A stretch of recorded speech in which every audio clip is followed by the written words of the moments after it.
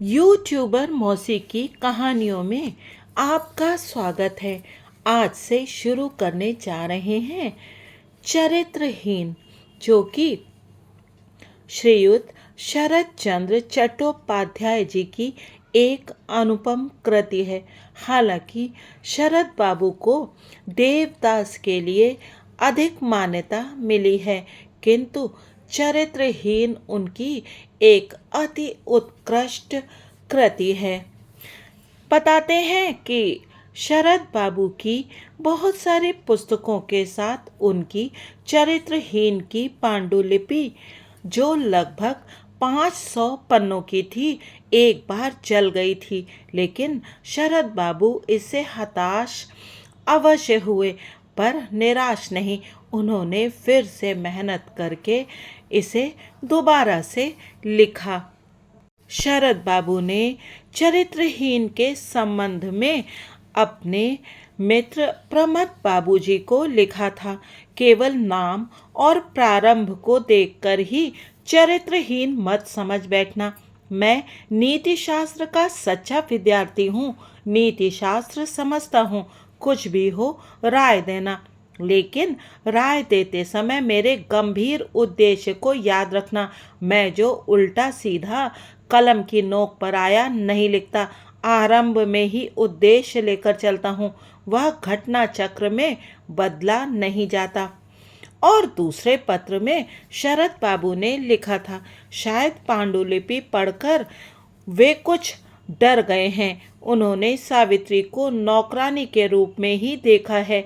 यदि आँख होती और कहानी के चरित्र कहाँ किस तरह शेष होते हैं, किस कोयला की खान से कितना अमूल्य हीरा निकल सकता है, समझते तो इतनी आसानी से उसे छोड़ना न चाहते। अंत में हो सकता है कि एक दिन पश्चाताप करें कि हाथ में आने पर भी कैसा रत्न उन्होंने त्याग दिया। किंतु वे लोग स्वयं ही कह रहे हैं कि चरित्रहीन का अंतिम अंश रवि बाबू से भी बहुत अच्छा हुआ है, अर्थात शैली और चरित्र चित्र में। पर उन्हें डर है कि अंतिम अंश को कहीं मैं बिगाड़ न दूं। उन्होंने इस बात को नहीं सोचा, जो व्यक्ति जानबूझकर मैस की एक नौकरानी को प्रारंभ में ही खींचकर लोगों के सामने उपस्थित करने की हिम्मत करता है, वो अपनी क्षमताओं को समझकर ही ऐसा करता है। यदि इतना भी मैं न जानूंगा तो झूठ ही तुम लोगों की गुरुआई करता रहा। इस पुस्तक का बंगला से अनुवाद किया है श्री रमेंद्र बनर्जी जी ने। चलिए प्रारंभ करते हैं एक बेहद सुंदर सी कहानी, चरित्रहीन। यहाँ पर मैं ये भी बताना चाहूँगी कि शरद बाबू मेरे पसंदीदा लेखक रहे हैं, और मुझे सदैव ही इस बात का बहुत अफसोस रहा है कि मैं बंगला भाषा में लिखना, पढ़ना और बोलना नहीं जानती, क्योंकि मैं चाहती थी कि शरद बाबू द्वारा लिखी हुई मूल पुस्तक पढ़ सकूं। किंतु ये अनुवाद भी बहुत श्रेष्ठ है। और यहाँ पर आप ये भी ध्यान रखिएगा कि ये पुस्तक आज से लगभग 100-125 साल पूर्व लिखी गई है। चरित्रहीन पश्चिम हिंदुस्तान के एक बड़े नगर में जाड़े की ऋतु लगभग आ पहुंची थी। रामकृष्ण परमहंस के एक नए शिष्य को किसी एक शुभ कार्य की भाषण सभा में उपेंद्र को सभापति बनाया जाए, और उस पद की मर्यादा के अनुकूल जो कुछ कर्तव्य हैं उनका भी अनुष्ठान पूरा करा लिया जाए। इसी प्रस्ताव को लेकर एक दिन सवेरे कॉलेज के विद्यार्थियों का दल उपेंद्र के पास पहुंच गया। उपेंद्र ने पूछा, शुभ कार्य क्या है, जरा मैं भी तो सुनूं। उन लोगों ने बताया कि अभी तक इस बात को वे भी नहीं जान पाए। स्वामी जी ने कहा है, इसी बात को वे सभा में ठीक तरह से समझाकर बताएंगे, और सभा बुलाने की तैयारी और आवश्यकता बहुत अंशों में इसीलिए है। उपेंद्र इस बात पर सहमत हो गए। ऐसी ही थी उनकी आदत। विश्वविद्यालय की परीक्षाओं को उन्होंने इतनी अच्छी तरह उत्तीर्ण कर लिया था कि छात्रों की मंडली में उनकी प्रतिष्ठा की कोई सीमा नहीं थी। इसीलिए कामकाज, आपद विपद में वे लोग जब कभी आ जाते थे, तब वे उनके निवेदन और अनुरोधों की उपेक्षा उनके प्रति ममता के कारण नहीं कर सकते थे। विश्वविद्यालय की सरस्वती को पार करके अदालत की लक्ष्मी की सेवा में नियुक्त हो जाने के पश्चात भी लड़कों के जिम्नास्टिक के अखाड़े से लेकर फुटबॉल, क्रिकेट और डिबेटिंग क्लब तक के ऊंचे स्थान पर उनको ही बैठना होता था। लेकिन इन स्थानों पर सिर्फ चुपचाप बैठे रहना ही नहीं था, कुछ बोलना आवश्यक था। एक लड़के की ओर देखकर उन्होंने कहा, कुछ बोलना तो अवश्य पड़ेगा। सभापति बनकर सभा के उद्देश्य के संबंध में एकदम ही अनभिज्ञ रहना तो मुझे अच्छा नहीं लगता। क्या कहते हैं आप लोग? यह बात ठीक भी थी, लेकिन उनमें से किसी को कुछ भी मालूम नहीं था। बाहर के आंगन में फलों से लदे एक पुराने उड़हल के पेड़ के नीचे लड़कों का यह दल जब उपेंद्र को बीच में बैठाकर दुनिया के सभी संभव असंभव अच्छे कामों की सूची तैयार करने में व्यस्त हो उठा था, उसी समय दिवाकर के कमरे से एक आदमी सबकी नजरों से बचकर बाहर चला आया। दिवाकर उपेंद्र का ममेरा भाई है। बचपन में मात्र पितृ विहीन होकर मामा के घर रहकर गुजारा कर रहा था। बाहर की एक छोटी सी कोठरी उसे दे दी गई थी। अवस्था प्रायः 19 की थी। एफए उत्तीर्ण करके वह बीए में पढ़ रहा था। इस भगौड़े पर उपेंद्र की ज्यों ही नजर पड़ी, त्यों ही उन्होंने पुकार कर कहा, सतीश, तू भागा कहाँ जा रहा है? इधर आ। पकड़ में आ जाने पर सतीश भयभीत सा पास आकर खड़ा हो गया। उपेंद्र ने पूछा, इतने दिन तुम थे कहाँ? भय का उपक्रम छोड़ सतीश हंसकर बोला, इतने दिन मैं यहाँ था ही नहीं उपेंद्र भैया, अपने चाचा के यहाँ इलाहाबाद गया हुआ था। बात ठीक तरह पूरी भी न हो सकी थी कि एक युवक जिसकी दाढ़ी मूछ सफाचट थी और बाल संवारे हुए थे, आंखों को तनिक दबाकर दांत निकालकर बोल उठा, मन के दुख के कारण ही क्या सतीश? हाई स्कूल की परीक्षा में इस बार भी उसे भेजा नहीं गया। इस बात को सभी जानते थे, इसीलिए यह बात ऐसी भद्दी सुनाई पड़ी कि सभी उपस्थित लोगों ने लज्जा से मुंह नीचे झुका लिया। लेकिन सतीश अपना हंसी भरा मुंह लेकर बोला, भूपति बाबू, मन रहने से ही मन में दुख होता है। पास करने की आशा कहिए या इच्छा कहिए, मैंने ठीक तरह होश संभालते ही छोड़ दी थी। केवल बाबूजी ही छोड़ नहीं सके थे। इसी कारण मन के दुख से किसी को यदि देश छोड़ना पड़े तो उनका ही छोड़ना उचित होता। फिर भी वे अटल रह अपनी वकालत का पेशा चलाते रहे हैं। लेकिन तुम कुछ भी क्यों न कहो उपेंद्र भैया, इस बार उनकी आंखें खुल गई हैं। सब लोग हंस पड़े। उपेंद्र ने पूछा, क्या इस बार तूने पढ़ना लिखना छोड़ दिया?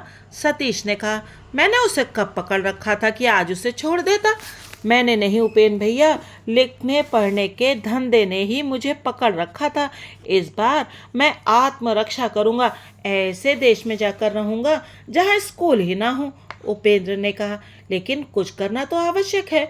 मनुष्य एकदम चुपचाप रह भी नहीं सकता, यह भी ठीक नहीं है। सतीश बोला, नहीं, चुपचाप नहीं बैठूंगा। इलाहाबाद से एक नया उद्देश्य प्राप्त करने आया हूँ। इस बार ठीक तरह प्रयत्न करके देखूंगा कि उनके लिए मैं क्या कर सकता हूँ।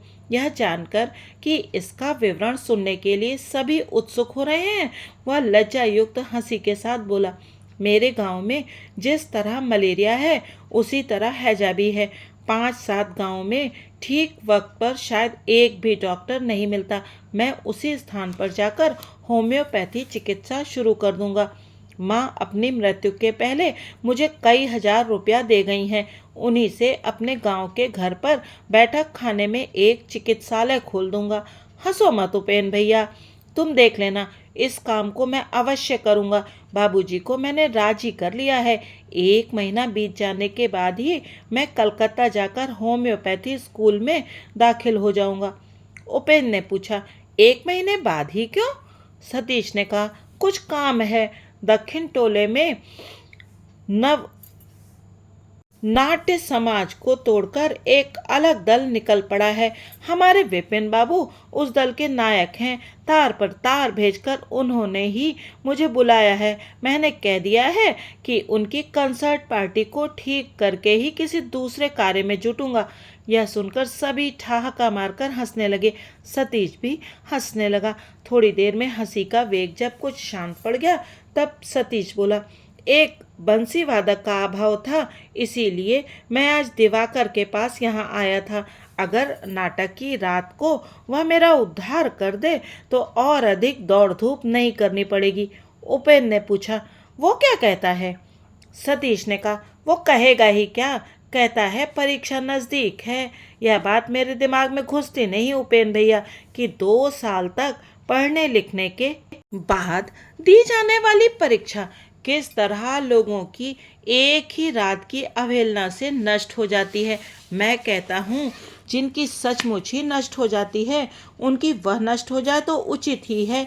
इस तरह पास करने की मर्यादा जिनके लिए हो उनको ही रहे, मेरे लिए तो नहीं है। तुम इस बात से रुष्ट ना हो सकोगे उपेंद्र भैया। मैं तुमको जितना जानता हूँ ये लोग उसका चौथाई भी नहीं जानते। जिमनास्टिक अखाड़े से लेकर फुटबॉल क्रिकेट तक बहुत दिन मैंने तुम्हारी शागिर्दी की है। साथ साथ घूमकर बहुत दिन बहुत तरह से तुम्हारा समय नष्ट होते मैंने देखा है। अनेक परीक्षाओं में भाग लेते भी तुमको देखा है और विधिपूर्वक स्कॉलरशिप के साथ पास करते भी देखा, लेकिन किसी दिन तुमको परीक्षा की दुहाई देते नहीं सुना। इस बात को यहीं समाप्त कर देने के उद्देश्य से उपेंद्र ने कहा, मुझे तो बांसुरी बजाना नहीं आता। सतीश ने कहा, लेकिन छोड़ो इस बात को। दोपहरिया की धूप में तुम लोगों की ये बैठक किस लिए? जाड़े की धूप की तरफ पीठ किए माथे पर चादर लपेटकर सभी बैठे थे। इन लोगों की ये बैठक खूब ही जम गई थी। दिन इतना चढ़ाया है इस और किसी ने भी लक्ष्य नहीं किया था।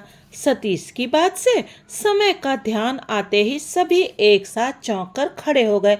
सभा भंग होते देखकर भूपति ने पूछा, उपेंद्र बाबू तो अब कैसे होगा? उपेंद्र ने कहा, मैंने तो कह दिया है मुझे कोई आपत्ति नहीं, लेकिन तुम लोगों के स्वामी जी का उद्देश्य अगर पहले ही कुछ मालूम हो जाता तो बड़ा अच्छा होता। एकदम मूर्ख की तरह कहीं जाने में संकोच लगता है।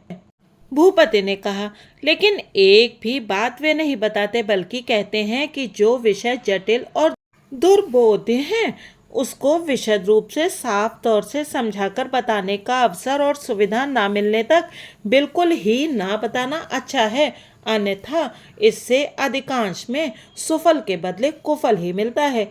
चलते चलते बातचीत हो रही थी। इतनी देर में सभी बाहर आ खड़े हुए। सतीश ने कहा, क्या बात है उपेंद्र भैया?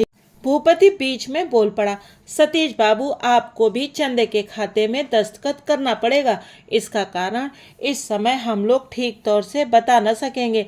परसों अपराह्न में कॉलेज के हॉल में स्वामी जी खुद ही समझा कर बताएंगे। सतीश ने कहा, तब तो मेरा समझना नहीं होगा भूपति बाबू। परसों हम लोगों का रिहर्सल होगा, मेरे अनुपस्थित रहने से काम न चलेगा। आश्चर्य में पड़कर भूपति ने कहा, यह कैसी बात आप कह रहे हैं सतीश बाबू? थिएटर की मामूली हानि होने के डर से ऐसे महान कार्य में आप सम्मिलित ना होंगे? लोग सुनेंगे तो क्या कहेंगे? सतीश बोला, लोग न सुनने पर भी बहुत सी बातें कहते रहते हैं। दूसरों की बात छोड़िए, अपनी हालत देखिए। कुछ भी जानकारी ना रहने पर भी आप लोग संदेह छोड़ इस अनुष्ठान को जितना महान कहकर विश्वास कर सके हैं, यदि मैं उतना ना कर सकूं तो मुझे आप लोग दोष मत दीजिएगा। बल्कि जिसको मैं जानता हूं, जिस काम की भलाई बुराई को समझता हूं, उसकी उपेक्षा करके उसको हानि पहुंचाकर एक अनिश्चित महत्व के पीछे पीछे दौड़ना मुझे अच्छा नहीं मालूम देता।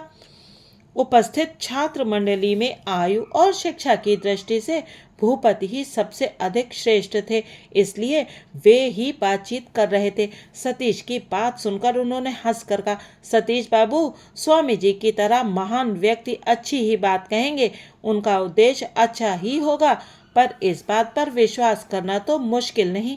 सतीश ने कहा, व्यक्ति विशेष के लिए यह कठिन नहीं है, मैं मानता हूँ। यही देखिए ना, हाई स्कूल पास कर लेना कोई कठिन काम नहीं है। फिर भी पास करना तो दूर रहा, 3-4 वर्षों में मैं उसके पास भी नहीं पहुंच सका। अच्छा बताइए तो, स्वामी जी नामक मनुष्य को पहले कभी आपने देखा है, या इनके संबंध में किसी दिन आपने कुछ सुना है? किसी को भी कुछ मालूम नहीं है। ये बात सभी ने मान ली। सतीश बोला, यह देखिए, एक गेरुआ कपड़े के अलावा उनका और कोई सर्टिफिकेट नहीं है। फिर भी आप लोग पागल से हो उठे हैं, और मैं स्वयं अपने काम को नुकसान पहुंचाकर उनका भाषण सुनना नहीं चाहता, और इसके लिए आप नाराज हो रहे हैं। भूपति ने कहा, पागल क्या यूं ही हो रहे हैं? वे गेरुआ वस्त्रधारी संसार को बहुत कुछ दे गए हैं। जो कुछ भी हो, मैं नाराज नहीं होता, दुख अनुभव करता हूँ। संसार की सभी वस्तुएं सफाई और गवाही साथ लेकर हाजिर नहीं हो सकती। इस कारण अगर उन्हें झूठ समझकर छोड़ देना पड़े तो बहुत सी अच्छी चीज़ों से ही हम लोगों को वंचित रह जाना पड़ेगा। भला आप ही बताइए, जिस समय आप संगीत में सारे गामा साधते थे, उस समय आपको कितने रस का स्वाद मिलता था, उसकी कितनी अच्छाई बुराई आपकी समझ में आती थी। सतीश बोला, मैं भी यही बात कह रहा हूँ। संगीत का एक आदर्श यदि मेरे सामने ना रहता, मीठे रस का स्वाद पीने की आशा यदि मैं ना करता, तो उस दशा में इतना कष्ट उठाकर मैं सारे गामा को साधने नहीं जाता। वकालत के पेशे में रुपए की गंध अगर आप इतने अधिक परिमाण में नहीं पाते, तो एक बार फेल होते ही रुक जाते। बार बार इस तरह जी तोड़ मेहनत करके कानून की किताबों को कंठस्थ नहीं करते। उपेन भैया भी शायद किसी स्कूल में अध्यापकी पाकर ही इतने दिनों में संतुष्ट हो गए होते। उपेंद्र हंसने लगे, लेकिन भूपति का मुंह लाल हो गया। तिल का जवाब ताड़ से दिया गया था। यह बात वे सभी समझ गए। क्रोध दबाकर भूपति ने कहा, आपके साथ बहस करना बेकार है। सब लोग रास्ते के किनारे बैठ गए थे।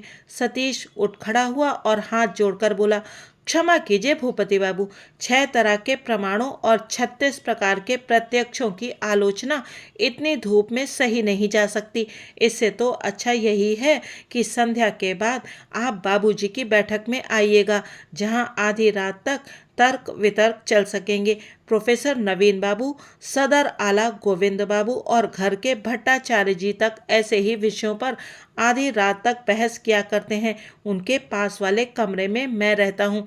तर्क वितर्क के दांव पेच की बातों से मेरे कान अभी तक पूरे पके तो नहीं हैं, लेकिन मुझ पर रंग चढ़ने लगा है। लेकिन असमय में पेड़ों के नीचे गिरकर सियार कुत्तों के पेट में जाना मैं नहीं चाहता। इसलिए इस विषय को छोड़कर अगर और कुछ कहना हो तो कहिए, नहीं तो आज्ञा दें, चलो। सतीश का हाथ जोड़कर बातें करने का तरीका देखकर सभी हंसने लगे। नाराज भूपति दोगुने उत्तेजित हो उठे। क्रोध के आवेश से तर्क का सूत्र खो गया, और ऐसी दशा में जो ही मुंह से निकला उसी की गर्जना करके वे कह उठे, मैं देख रहा हूं आप ईश्वर को भी नहीं मानते। ये बात बहुत ही असंबद्ध और बच्चों की सी निकल पड़ी। स्वयं भूपति बाबू के भी कानों में यह बात खटके बिना न रह सकी। भूपति के लाल चेहरे पर एक बार तीक्ष्ण दृष्टि डालकर फिर उपेंद्र के चेहरे की तरफ देखकर सतीश खिलखिलाकर हंस पड़ा, और भूपति की तरफ देखकर वह बोला, आपने ठीक ही किया है भूपति बाबू। चोर चोर के खेल में दौड़ने में लाचार होने पर बुढ़िया को छू देना ही अच्छा होता है। इस कड़ी बात से आग बबूला होकर भूपति ज्यों ही उठ खड़े हुए, त्यों ही उपेंद्र ने हाथ पकड़कर कहा, तुम चुप रहो भूपति, मैं अभी इस मनुष्य को ठीक करता हूँ। बुढ़िया को छू देना, ठिकाने जा पहुंचना, ये सब कैसी बातें हैं रे सतीश? वास्तव में तेरा जैसा संशयी स्वभाव है, इससे संदेह हो ही सकता है कि तू ईश्वर तक को भी नहीं मानता। सतीश ने आश्चर्य प्रकट करके कहा, हाय रे मेरा भाग्य, मैं ईश्वर को नहीं मानता, खूब मानता हूँ। थिएटर का खेल समाप्त होने के बाद आधी रात को कब्रिस्तान के पास से लौटता हूँ। कोई भी आदमी नहीं रहता, डर के मारे छाती का खून बर्फ बन जाता है। हंस रहे हो उपेन भैया, भूत प्रेत मानता हूँ और ईश्वर को मैं नहीं मानता। उसकी बात सुनकर क्रुद्ध भूपत भी हंसने लगे। बोले, सतीश बाबू, भूत का भय करने से ही ईश्वर को स्वीकार करना होता है। ये दोनों बातें क्या आपके विचार से एक ही हैं? सतीश ने कहा, हाँ, एक ही हैं। आसपास रख देने से पहचानने का उपाय नहीं है। केवल मेरे लिए ही नहीं, आपके लिए भी यही बात लागू है, उपेन भैया के लिए भी, बल्कि जो लोग शास्त्र लिखते हैं उनके लिए भी। वह एक ही बात है। नहीं मानते तो अलग बात है, लेकिन मान लेने के बाद जान बचती है। अभाव में, दुख में, विपद में बहुत तरह से मैंने सोचकर देख लिया है। वाद विवाद के वितंडावाद को भी खूब सुन लिया है, लेकिन जो अंधकार पहले था वही अंधकार अब भी है। छोटा सा एक निराकार ब्रह्म मानो या हाथ पांवधारी 33 करोड़ देवताओं को ही स्वीकार करो, कोई युक्ति ही इसमें नहीं लगती। सभी एक ही जंजीर में बंधी हुई हैं। एक को खींचने से सभी आकर उपस्थित हो जाते हैं। स्वर्ग नरक आ जाएंगे, एक काल परकाल आ जाएंगे, अमर आत्मा आज जागी। तब कब्रिस्तान के देवताओं को किस चीज से रोकोगे? काली घाट के कंगालों की बात लो। चुपके चुपके तुम किसी एक आदमी को कुछ देकर क्या छुटकारा पा जाओगे?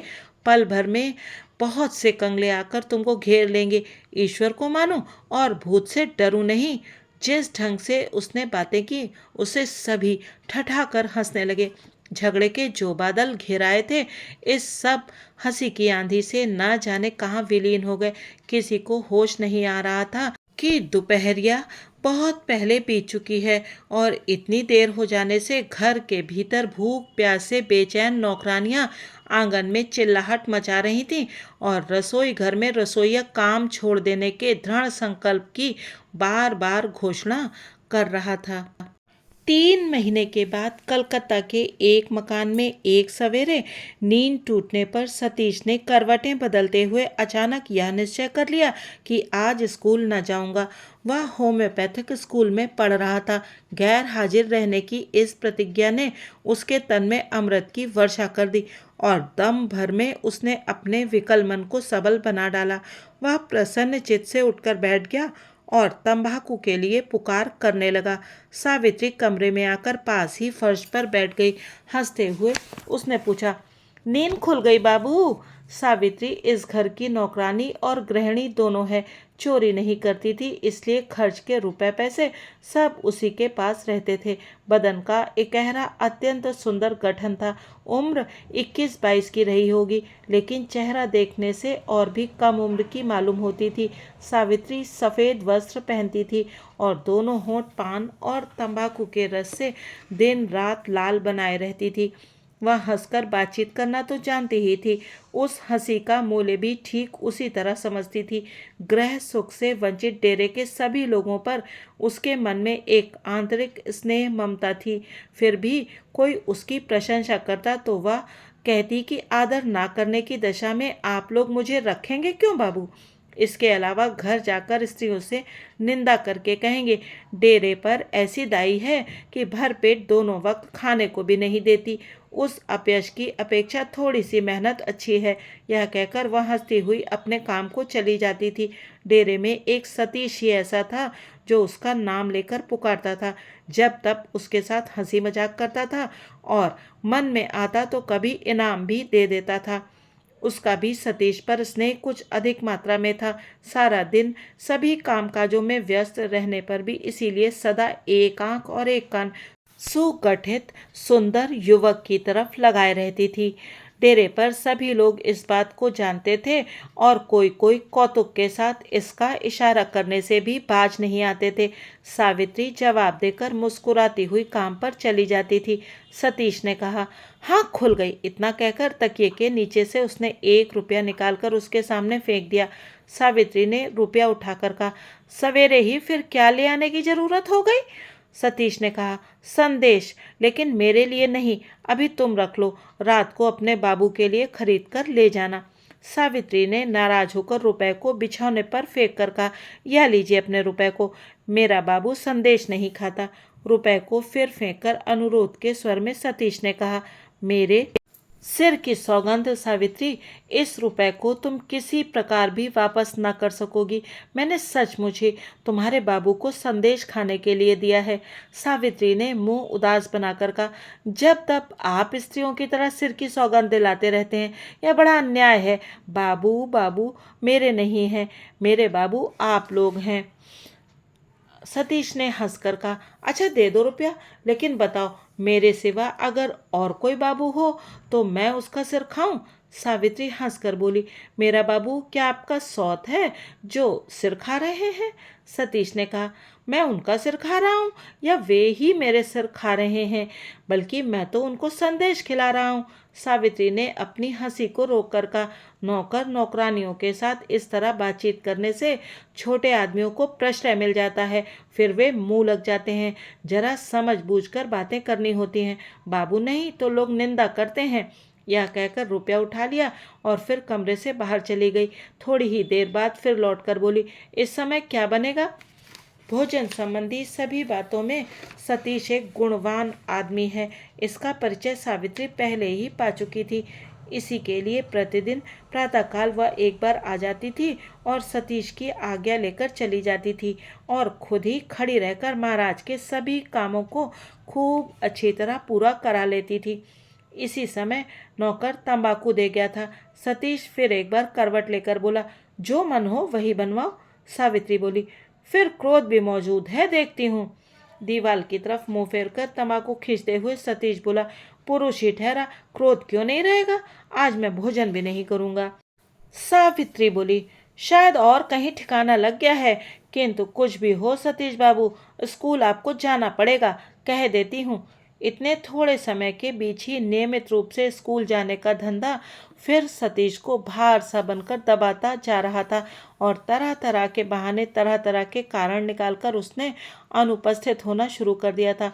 आज उस बहानेबाजी की पुनरावृत्ति का सूत्रपात होते ही वह समझ गई। सतीश हड़बड़ाकर उठ बैठा और बनावटी क्रोध के स्वर में बोला, शुभ कार्य के शुरू में ही टोको मत। सावित्री ने कहा, ये तो आप कहेंगे ही, लेकिन एंट्रेंस पास करने में 24 साल बीत गए, यह डॉक्टरी पास करने में 64 साल बीत जाएंगे। सतीश ने क्रोध भाव से कहा, झूठी बात मत कहो सावित्री, मैंने एंट्रेंस पास नहीं किया। सावित्री हंसने लगी, बोली, इसको भी पास नहीं किया? सतीश ने गर्दन हिलाकर कहा, नहीं, ईर्ष्यालु मास्टरों ने मुझे पास करने के लिए परीक्षा में बैठने ही नहीं दिया। सावित्री ने हंसकर कहा, तो क्या इसकी भी वही हालत होगी? किसकी? इस डॉक्टरी की? सतीश ने कहा, अच्छा सावित्री, गधों की तरह जितने लोग हैं वे परीक्षा पास करके क्या करते हैं, तुम बता सकती हो? सावित्री हंसी के वेग को दबाकर बोली, गधों की तरह? लेकिन गधे हैं नहीं, जो लोग वास्तव में गधे हैं वे पास ही नहीं कर सकते। सतीश ने दरवाजे से झांककर एक बार देख लिया, फिर स्थिर भाव से बैठ गया और गंभीर होकर बोला, अगर कोई सुन लेगा तो वह सचमुच ही निंदा करेगा। मेरे मुंह पर ही मुझे गधा कह रही हो? हाय रे, कर्मों के दोष से आज सावित्री घर की सेविका है, इसी कारण वह इस आघात को सहकर बोली, ठीक ही तो है। यह कहकर वह चली गई। सतीश फिर आलसी की भांति बिछौने पर लेट गया। उसके मन में कर्मविहीन समूचे दिन का जो चित्र उज्जवल होकर उठ रहा था, सावित्री की बातों की चोट से उसका अधिकांश मलिन हो गया और मन की जिस व्यथा को लेकर सावित्री स्वयं चली गई, वह भी उसकी छुट्टी के आनंद को बढ़ाकर नहीं गया। और यद्यपि वह मन ही मन समझ गया, आज फिर नागा करने से लाभ नहीं होगा, तो भी कुछ ना करने का लोभ भी वह छोड़ न सकने पर आलस से भरे विरक्त चेहरे से बिछौने पर ही लेट रहा। लेकिन ठीक समय पर स्नान के लिए तका जा पड़ा। लेटे लेटे बोला, जल्दी क्या है, आज तो मैं बाहर जाऊंगा नहीं। सावित्री ने कमरे में घुस कर कहा, यह नहीं हो सकता, आपको स्कूल जाना ही पड़ेगा, जाइए स्नान करके भोजन कीजिए। सतीश ने कहा, तुमको क्या मेरा संरक्षक नियुक्त किया गया है जो जिद कर रही हो? आज मैं पादमेकम न गच्छामि। सावित्री तनिक हंसकर बोली, नहीं जाना है तो स्नान तो कर लीजिए। आपके आलस्य से नौकर नौकरानियों को दुख होता है, इसे क्या आप नहीं देखते? सतीश ने कहा, ये कैसे नौकर नौकरानियां हैं जो 9 बजते न बजते ही दुख पाने लगते हैं? इस डेरे को मुझे बदल देना ही पड़ेगा। सावित्री ने हंसकर कहा, तब तो मुझे भी बदल ही देना पड़ेगा। लेकिन तुरंत ही वह बात को दबाकर बोल उठी, तब तक आपको इसी डेरे का नियम मानकर चलना पड़ेगा, स्कूल में भी जाना पड़ेगा। उठिए, दिन चढ़ता जा रहा है। इतना कहकर सतीश की धोती और अंगोछा स्नान घर में रखाने के लिए चल पड़ी। सतीश नियमित संध्या वंदन किया करता था। आज वह स्नान करके आया और पूजा के आसन पर बैठकर देर करने लगा। सावित्री 2-3 बार आकर देख गई और दरवाजे के बाहर से पुकारती हुई बोली, अब देर क्यों? परोसा हुआ भात ठंडा होकर पानी हो रहा है। स्कूल जाना नहीं पड़ेगा। 2 कौर खाकर हम लोगों को जरा फुर्सत तो दीजिए। सतीश और भी 5 मिनट चुपचाप बैठा रहा, फिर खड़ा होकर बोला, संध्या पूजा के समय गड़बड़ी मचाने से जानती हो क्या होता है? सावित्री ने कहा, गंगा जली और पंचपात्र सामने रखकर ढोंग रचाने से क्या होता है जानते हैं? सतीश ने आंखें फैलाकर कहा, मैं ढोंग रच रहा था? कदापि नहीं। सावित्री कुछ कहने जा रही थी, फिर रुक गई। उसके बाद बोली, इसे तो आप ही जानते हैं, लेकिन आपको भी तो किसी दिन इतनी देर नहीं होती थी। जाइए, भात परोस दिया गया है। यह कहकर चल दी। आज जाड़े के मधुर मध्याह्न में डेरा निर्जन और निस्तब्ध था। इस डेरे में रहने वाले सभी नौकरी करते हैं। वे लोग दफ्तर गए हैं, रसोइया घूमने गया है, बिहारी बाजार से सौदा लाने गया है। सावित्री की भी कोई आहट आवाज नहीं सुनाई पड़ती। सतीश ने अपने कमरे में पहले दिवा निद्रा की मिथ्या चेष्टा की, फिर उठकर बैठ गया और कुछ सोचने लगा। सिरहाने की खिड़की बंद थी। उसको खोलकर सामने की खुली छत की तरफ देखते ही उसी क्षण उसने उसको बंद कर लिया। छत के एक छोर पर बैठकर सावित्री अपने बाल सुखा रही थी और झुककर कोई पुस्तक देख रही थी। खिड़की खोलने बंद करने की आवाज़ से उसने चौंककर माथे पर आंचल डालकर खड़ी होकर देखा। खिड़की बंद हो गई थी। थोड़ी देर बाद उसने कमरे में प्रवेश कर कहा, बाबू आप मुझे बुला रहे थे? सतीश ने कहा, नहीं। आपके लिए पान और जल ले आऊं? सतीश ने सिर हिलाकर कहा, ले आओ। सावित्री ने पान और जल लाकर बिछौने पर रख दिया और फर्श पर बैठते हुए कहा, जाऊं आपके लिए तंबाकू बना लाऊं? सतीश ने कहा, बिहारी कहाँ है? बाजार गया है, कहकर सावित्री चली गई और थोड़ी देर के बाद तंबाकू भरकर ले आई। बोली, आज झूठ मूठ आपने नागा कर दिया। सतीश ने कहा, ठीक है, मेरा स्वभाव कुछ स्वतंत्र है, इसलिए बीच बीच में ऐसा ना करने से बीमारी पकड़ लेती है। इसके सिवा मैं विधिवत डॉक्टर बनना भी नहीं चाहता। इधर उधर की कुछ बातें सीखकर अपने गांव के मकान पर एक बिना पैसे वाला मुफ्त दवाखाना खोल दूंगा। चिकित्सा के अभाव से देश गांव के गरीब दुखी हैजे की बीमारी से उजड़ते जाते हैं। उन लोगों की चिकित्सा करना ही मेरा उद्देश्य है। सावित्री ने कहा, बिना पैसे की चिकित्सा में शायद अच्छी तरह सीखने की आवश्यकता नहीं है। अच्छे डॉक्टर केवल बड़े आदमियों के लिए होते हैं और गरीबों के लिए गंवार। लेकिन ऐसा भी होगा कैसे? आपके चले जाने से विपिन बाबू बड़ी भारी कठिनाई में पड़ जाएंगे। विपिन बाबू का जिक्र होने से सतीश लज्जित होकर बोला, मेरे जैसे मित्र उनको बहुत मिल जाएंगे। इसके अलावा अब मैं वहाँ जाता भी नहीं। सावित्री ने आश्चर्य के साथ पूछा, जाते नहीं है? तो फिर उनको गाना बजाना सिखाता कौन है? सतीश ने कहा, गाना बजाना क्या मैं सिखाता हूँ? सावित्री बोली, क्या मालूम बाबू, लोग तो यही कहते हैं। कोई नहीं कहता, यह तुम्हारी मन गढ़ंत बात है। आपको विपिन बाबू का मुसाहिब कहते हैं। यह बात सुनकर सतीश आपे से बाहर हो उठा। इसका कारण था कि विपिन के साथ घनिष्ठ संबंध बाहर के लोगों की चर्चा का विषय होने पर उसका फल साधारणतः क्या होता है इसकी जानकारी उसको थी।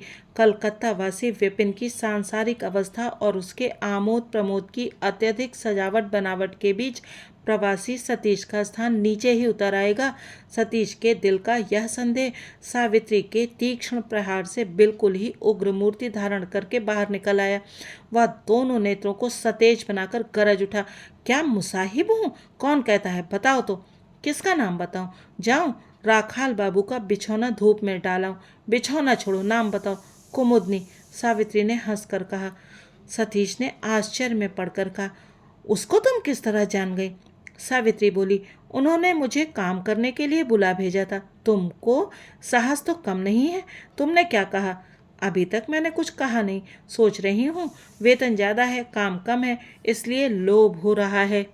सतीश की आंखों से आग की चिंगारियां निकलने लगी। यह है विपिन की करतूत, तुम्हारा नाम वो अक्सर लेता रहता है। सावित्री ने हंसी को रोक कर कहा, लेते रहते हैं? तब तो मालूम पड़ता है मेरे ऊपर दिल लग गया है। अच्छा तुम जाओ। सावित्री चली गई। राखाल के बिछौने को धूप में डालकर झटपट वापस आकर खिड़की के सुराख से झांक कर उसने देखा, सतीश कुर्ता पहन चुका है और बक्स में से एक बंडल नोट जेब में रख रहा है। सावित्री दोनों चौखटों पर हाथ रखकर रास्ता रोककर खड़ी हो गई। बोली, कहाँ जाइएगा? काम है, रास्ता छोड़ दो। क्या काम है, सुनो तो। सतीश ने नाराज होकर कहा। हटो। सावित्री हटी नहीं, हंसकर बोली, भगवान ने आपको किसी गुण से वंचित नहीं रखा है।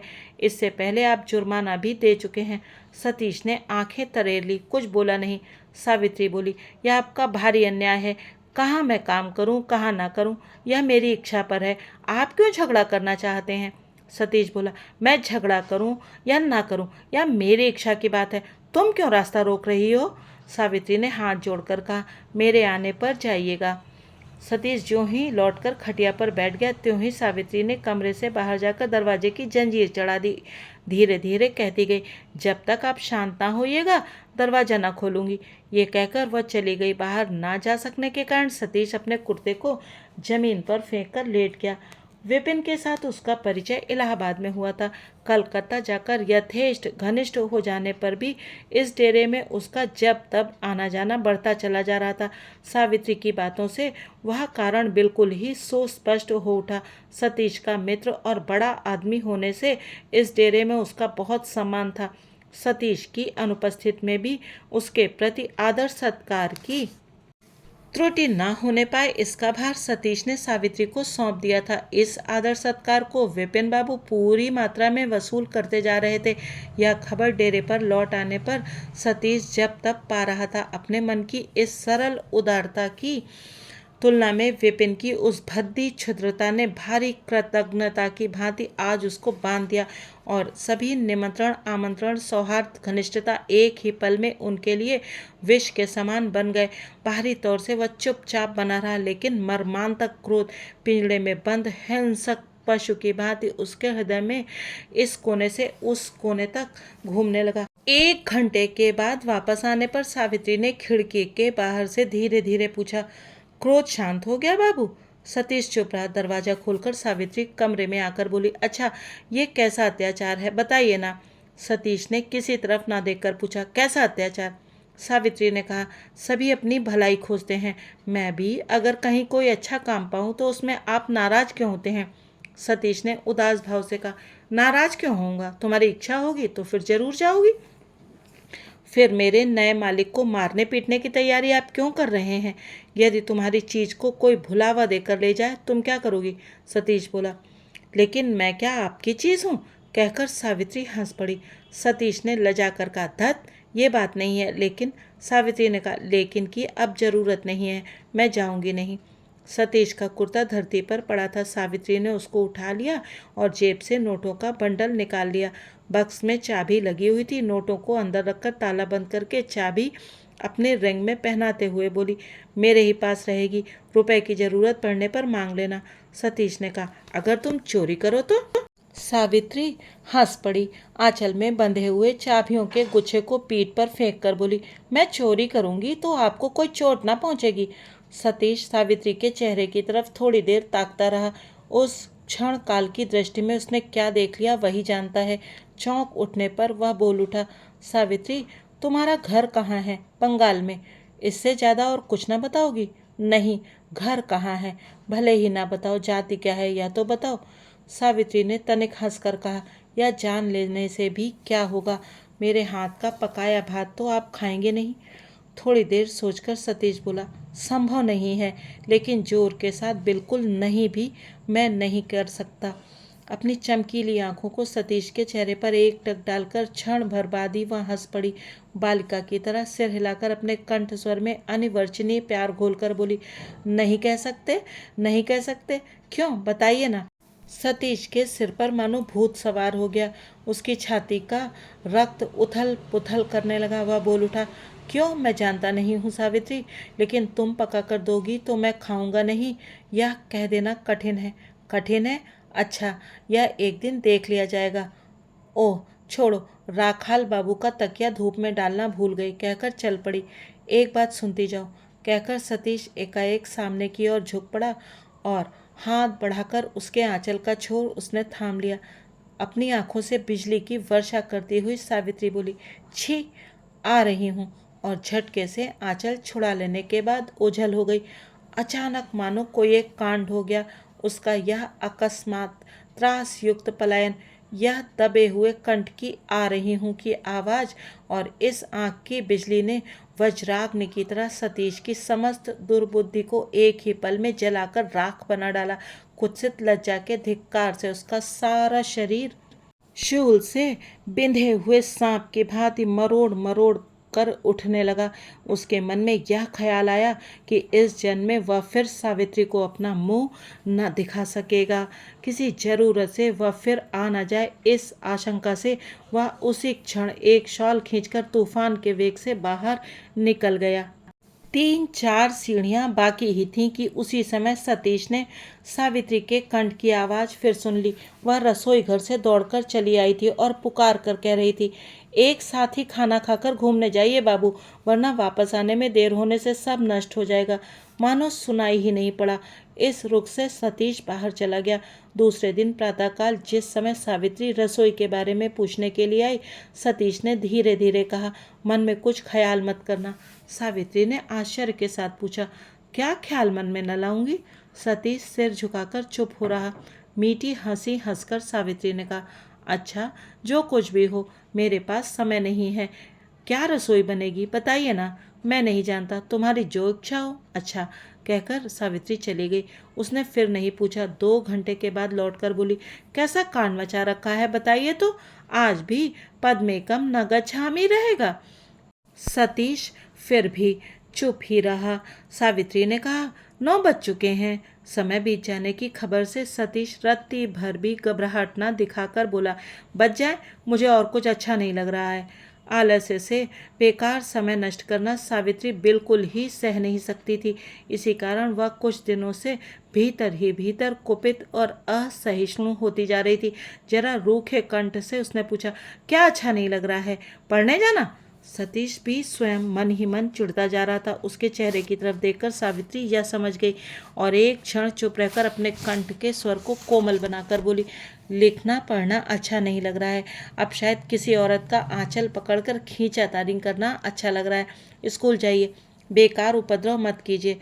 उसके तिरस्कार में यद्यपि हार्दिक स्नेह और एकांत कल्याण इच्छा के अतिरिक्त और कुछ भी नहीं था, किंतु बातों के तरीके ने सतीश के समूचे अंक में मानो कांटेदार लता को लपेट दिया। देखते देखते उसकी आंखें और चेहरा क्रोध से लाल हो उठा। वह बोला, जो भी बात मुंह में आती है तुम वही कह डालती हो। प्रश्रय पा लेने पर केवल कुत्ते ही सिर पर नहीं चढ़ जाते, मनुष्य को भी वह बात याद दिलानी पड़ती है। ये तो है गाली गलौज। सावित्री पल भर चुप रही, फिर कंठ स्वर को और धीमा कर बोली, पढ़ता तो जरूर है, नहीं तो आपको ही याद दिलाने की क्यों जरूरत पड़ेगी कि ये है भले आदमियों का मकान। इतना कहकर वह तेज कदम बढ़ाए चली गई। आश्चर्य से सतीश स्तंभित हो रहा। सावित्री उसको इस तरह बीन सकती है, इस बात को तो वह अपने मन में भी स्थान नहीं दे सकता था। कुछ देर तक एक ही दशा में बैठा रहकर वह हठात उठ खड़ा हुआ और किसी तरह स्नान भोजन करके पढ़ने के बहाने बाहर निकल गया। उस दिन उसका अपमान से आहत उसकी प्रवृत्तियों पर शासन करने लगा और वह जितना ही अपने अचिंतनीय अद्भुत व्यवहार का तात्पर्य खोज कर भी ना पा सका, उतना ही उसके मन में एक बात बार बार चक्कर काटने लगी। किस लिए उसने आंचल पकड़ लिया था? कौन सी बात उसको कहने की आवश्यकता पड़ी थी? और सावित्री इस तरह भागकर ना चली जाती तो वो क्या कहता, क्या करता?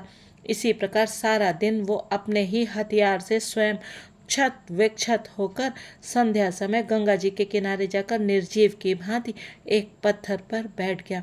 कल जिस समय सावित्री के सामने मन की दुर्बलता अचानक प्रकट हो जाने पर वह लज्जा के मारे मकान से लंबी सांस भरता हुआ भाग गया था, इस समय उस लज्जा में मानो कुछ मिठास मिली हुई थी, मानो आड़ में रहकर किसी ने उसमें भाग ले लिया था। लेकिन आज सावित्री के व्यंग वचन की आग से उस रस की अंतिम बूंद तक सूख गई और निसंग लज्जा बिल्कुल ही शुष्क कठिन होकर उसके हृदय में बद्धमूल होकर बैठ गई। उस दिन उसके आत्मसम्मान ने न केवल सिर झुका दिया था, आज वह उसके कंधे पर टूट पड़ा और सबसे बढ़कर यह दुख चोट पहुंचाने लगा कि इस स्त्री से उसने इतने दिन जितने प्रयास किए हैं उन सभी का आज एक गंदा अर्थ निकाला जाएगा। कल प्रातःकाल तक सचमुच ही उसके प्रयासों में व्यंग के अलावा कोई दूसरा अर्थ नहीं था। निर्जन मध्याह्न के इतने ही असमय के बाद उस बात को तो मुंह में लाने का भी अब उपाय नहीं रहा। आसक्ति बहुत दिनों से छिपी हुई दशा में प्रतीत नहीं कर सकती थी। इस बात पर तो सावित्री किसी तरह भी विश्वास न करेगी। वो कहेगी इसके मन में यही बात थी, लेकिन उसके मन में तो कुछ भी नहीं था। इस सत्य को समझकर बता देने का सुअवसर उसको कब मिलेगा। वह अच्छा लड़का नहीं है, इसकी लज्जा भी उसको बहुत अधिक नहीं थी, लेकिन पाखंडी समझा जाने की निंदा वह कैसे सहेगा। उसने मन ही मन कहा, यदि वह चोर है तो चोर की तरह सेंध काटते समय ही रंगे हाथ क्यों न पकड़ लिया गया। सावित्री मानो मन ही मन हंसकर कहेगी, यह साधु जटा कमंडल पीठ पर लादे त्रिशूल से सेंध काट रहा था, पकड़ा गया है। इस अपवाद की कल्पना उसको जलाने लगी। इसी प्रकार बैठे रहने पर रात कितनी बीत गई इसको भी वह जान न सका। जाड़े का कोप होने से जब उसको जाड़ा लगने लगा और उस पर चटकल की घड़ी में जब 12 बज गए, तब सतीश उठ पड़ा और अपने घर की तरफ रवाना हो गया। कुछ क्षण के लिए मानो वह अपनी काल्पनिक बातों को भूल गया था, लेकिन चलते चलते मकान की दूरी जितनी ही घटने लगी, उसका मन फिर उसी अनुपात से छोटा होने लगा। अंत में गली के मोड़ के पास आ जाने पर उसके कदम उठ नहीं रहे थे। धीरे धीरे किसी तरह वह मकान के दरवाजे के सामने आकर चुपचाप खड़ा रहा। कहीं भी कोई भी जाग रहा है ऐसा मालूम नहीं हुआ, और यद्यपि वह जानता था कि इतनी रात को सावित्री अवश्य ही अपने घर लौट गई होगी, तो भी दरवाजा खटखटाने पुकारने का साहस उसको नहीं हुआ। भय होने लगा कि कहीं वही आकर दरवाजा न खोल दे। ठीक उसी समय किवाड़ आप ही खुल गए। एक क्षण सतीश चुप रहा, फिर बोला, बिहारी है? हाँ बाबू। सब खा चुके? जी हाँ। नौकरानी चली गई? जी हाँ, मुझे बैठे रहने को कहकर अभी चली गई। यह सुनकर सतीश मानो बच गया। खुश होकर उसको दरवाजा बंद करने को कहकर ऊपर चला गया। बिहारी आकर बोला, बाबू आपका खाना? मैं खाकर आया हूँ, बिहारी ने कहा। आपके लिए पान और जल इसी मेज पर रखा है। अच्छा, तू जाकर सो जा। बिहारी चला गया। सतीश बिछौने पर पड़कर सो गया। झगड़ा कर चुकने के बाद सावित्री का भी मन अच्छा नहीं था। सतीश की कटुक्ति का उत्तर देना उचित काम नहीं हुआ है। यह अनुताप सारी दोपहरिया उसको क्लेश देता रहा। इसीलिए दिन में किसी समय एकांत में क्षमा याचना कर लेने की आशंका में परिणित होने लगी। वह जानती थी कि इस कलकत्ता में विपिन के यहाँ जाने के सिवा सतीश के लिए और कोई स्थान नहीं है। इसीलिए सबसे पहले यह भय उत्पन्न हो गया कि वह उसी दल में सम्मिलित हो गया होगा। क्रमशः रात बढ़ने लगी, सतीश नहीं आया। वह और कहीं जा सकता है ऐसा विचार भी उसके मन में नहीं आया। संदेह दृढ़ होकर जब विश्वास में परिणित हो उठा, तब प्रतीक्षा करना भी उसके लिए असंभव हो उठा।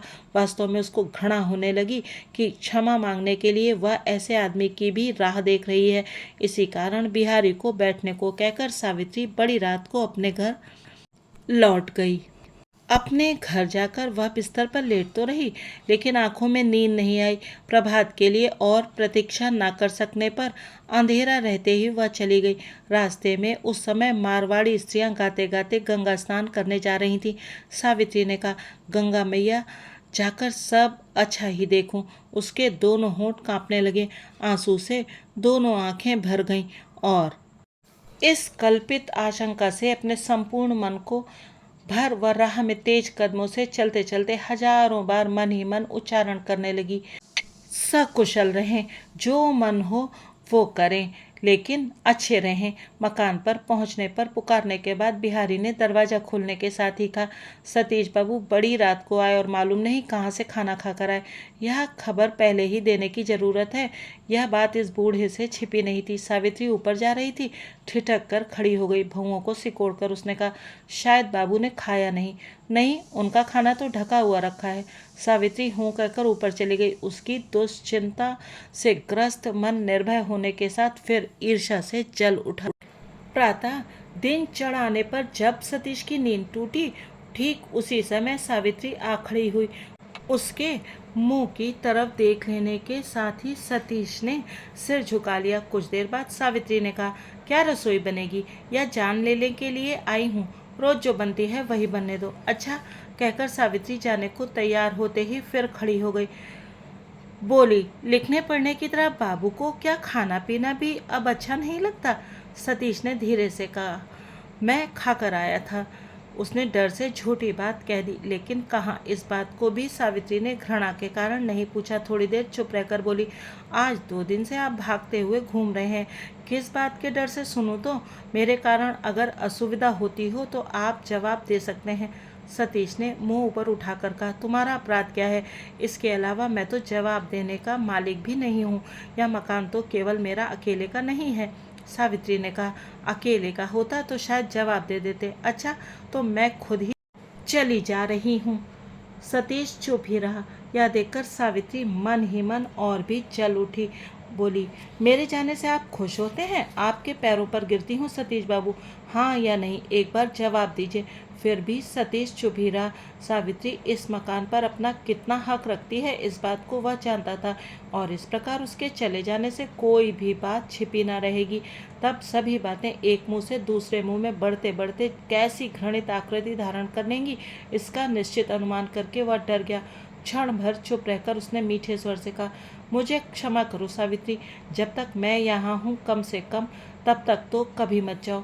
कोई दूसरा समय होता तो वह तुरंत क्षमा कर देती, लेकिन सतीश के संबंध में वह शायद एक निराधार संदेह का मन ही मन पोषण कर रही थी, इसलिए इस मृदु कंठ स्वर को कपटाचरण समझकर वह निर्दय हो उठी और उसके ही गले का अनुकरण करके वह उसी क्षण बोल उठी, आप इतना आडंबर करके क्षमा मांगकर साधु बनने जा रहे हैं, किस लिए?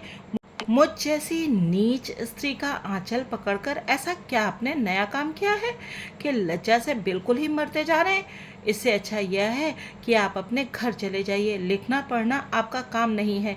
जो सतीश उग्र स्वभाव के कारण किसी की भी परवाह नहीं करता था, बातों को सह लेना जिसका स्वभाव नहीं था, वह इस समय इतने बड़े अपमान की बात से चुप ही रहा। उसका अपराधी मन भारी बोझ से दबे हुए बोझ ढोने वाले पशु की तरह इस प्रकार निरुपाय दशा में राह में संकोच से पड़ा हुआ था कि सावित्री के इस बार के निष्ठुर आघात से भी वह किसी तरह अपना मस्तक ऊपर उठाकर खड़ा न हो सका। सावित्री की चौंक टूट गई। उसकी स्पर्धा क्रोध को भी पार कर गई। यह बात उसके अपने कानों में भी जा लगी। बड़ी देर तक वह चुपचाप खड़ी रही, फिर धीरे धीरे बाहर निकल गई। आज इस कथा को यहीं विश्राम देते हैं। अगले अंक में जानेंगे कि सावित्री और सतीश के मध्य क्या हुआ और सावित्री आखिरकार थी कौन। यदि आपको ये प्रस्तुति अच्छी लगी हो तो कृपया चैनल को सब्सक्राइब और वीडियो को लाइक अवश्य ही कीजिएगा। आपका वीडियो देखने और कथा सुनने के लिए बहुत बहुत धन्यवाद।